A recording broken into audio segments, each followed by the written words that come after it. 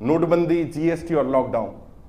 नोटबंदी आपने नहीं करी, जीएसटी आपने नहीं लगाया, लॉकडाउन आपने नहीं लगाया। और अगर नोटबंदी, जीएसटी, लॉकडाउन कारण किसी का व्यापार तबाह होता है, किसी की नौकरी चली जाती है, तो इसका जिम्मेदार वो व्यक्ति नहीं होना चाहिए, वो होना चाहिए जिसने किया, और वो किया सरकार ने, तो जिम्मेदारी सरकार की बनती है। हम कोई झूठा आरोप नहीं लगा रहे, हम कोई गलत बात नहीं बोल रहे। उस दिन जब ये वीडियो सुनी तो मुझे लगा कि बात करनी चाहिए, फिर आगे हम संवाद करते रहे।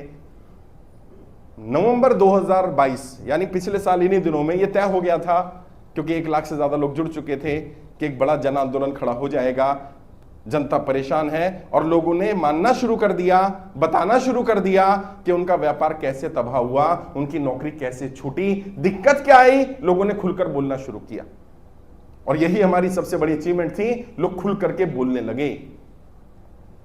यहां जब इतने साथी आए, और अभी जैसा बताया गया था 22 राज्यों में हमारी टीम बनी हुई है। 2 दिन के अंदर 22 राज्यों में हमने 1600 लोग टीम में तैयार कर दिए, और हर व्यक्ति 1000 2 2000 लोगों को जोड़ने का काम कर रहा है। और जोड़ना कुछ नहीं, दुख में है, तकलीफ में है, उसका साथ दे दो बस। जोड़ना मतलब यहां ही नहीं है कि मेंबर बनाना है, पैसा लेना है, पैसा तो लिया ही नहीं जाता, सारा फ्री है। लेकिन किसी के साथ कुछ नहीं करना, बस को जाके बता दो कि भाई तू कर्जे के कारण अगर परेशान है तो इसमें गलती तेरी नहीं है, सरकार की गलत नीतियों के कारण ऐसा हो रहा है। अपने आप को दोषी मत ठहरा, अपने आप को दोष मत दे। बस कोई दिक्कत आए, परेशानी आए तो आपसे संपर्क को कर सके, अपना नंबर उसको दे दो। कम से कम अगर आप 1000 लोगों से मिलोगे तो मैं लिख कर दे रहा हूं 800 लोग कर्जे में मिलेंगे।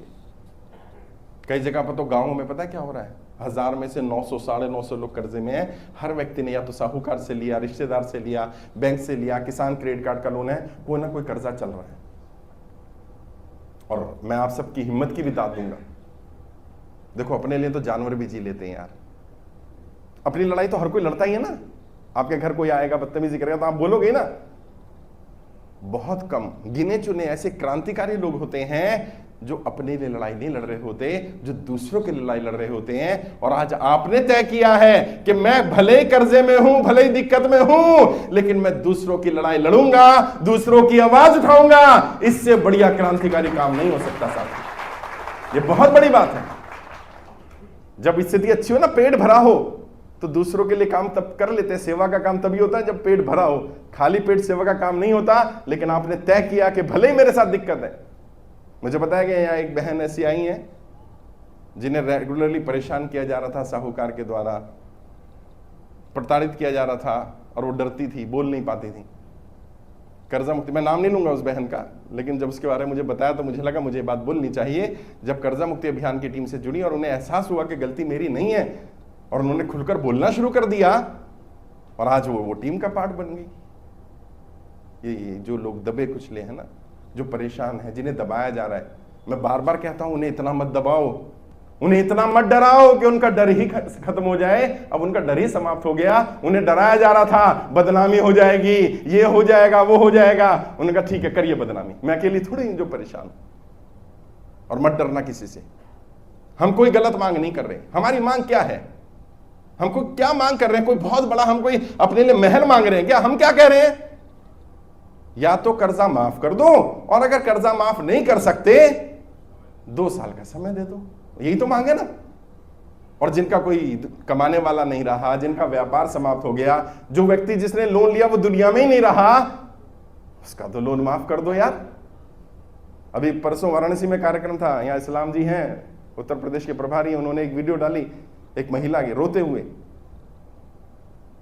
वो उसके पति एक्सपायर कर गए हैं, लोन वाले परेशान कर रहे हैं। LIC में वो महिला काम करती है, जैसे तैसे करके घर चला रही है, और उसको कह रहे हैं आपका घर छीन लिया जाएगा। है, छोटे छोटे बच्चे हैं, उनको घर से निकाला जा रहा है। अभी बच्चों के सर से पिता का साया चला गया, और तुम बच्चों के सर से छत भी छीन लेना चाहते हो। ये इंसानियत है? किसके लिए? ये किसके लिए यार? ये सरकार किसके लिए होती है? जनता के लिए। और अगर जनता ही खुश नहीं है तो उस सरकार के होने का क्या औचित्य रह जाता है, जो सरकार अपनी जनता की केयर नहीं कर सकती। संविधान कहता है सरकार किसकी? जनता के द्वारा चुनी गई, जनता के बीच में से जनता की सरकार। यहां तो न जनता के द्वारा चुनी जा रही है, न जनता के लिए काम कर रही है, और न जनता की सरकार है। यहां तो उद्योगपतियों के द्वारा, उद्योगपतियों के लिए, उद्योगपतियों की चुनी हुई सरकार है। और अभी आरटीआई से खुलासा हुआ कि 15 लाख करोड़, एक आरटीआई में तो लिखा गया 25 लाख करोड़। एक व्यक्ति का फोन आया, कहते साहब आप कह रहे हो 25 लाख करोड़, कहीं पे लिखा है 15 लाख करोड़। मैं कहता हूं 1 रुपया भी माफ हुआ है? अगर अमीरों का 1 रुपया भी माफ हुआ है तो आम जनता का भी 1 रुपया माफ करना पड़ेगा। अगर 15 लाख करोड़ रुपए तुमने अमीरों का माफ किया, 15 लाख करोड़ रुपए जनता का माफ कर दो, इसमें कोई दिक्कत तो नहीं भाई। और पता है 15 लाख करोड़ कितना होता है? 15 लाख करोड़ कितना होता है सभी का? यहां जितने बैठे सबका 2-2, 3-3, 4-4 बार में हो जाएगा। जो 11 लाख लोग जुड़े उनका सबका हमने कैलकुलेट करा, टोटल अमाउंट बन रहा है 2 से 2.5 लाख करोड़। अब सोचिए, मतलब उनका अगर 4-4 बार कर्जा माफ करोगे तब जाकर के होगा भाई इतना, जितना इन्होंने 9 साल में अमीरों का कर दिया। और किनका कर दिया? जिनके पास ऑलरेडी लाखों करोड़ रुपए हैं।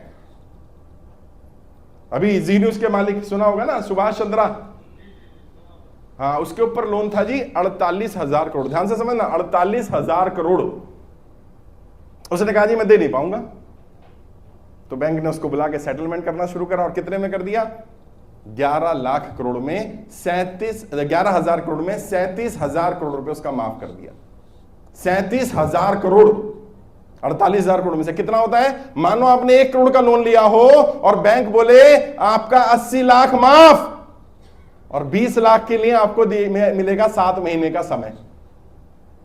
सारी प्रॉपर्टी छोड़ दी उसकी, सारी कंपनियां छोड़ दी, और भैया यही फॉर्मूला आम इंसान के लिए भी अप्लाई कर लो यार।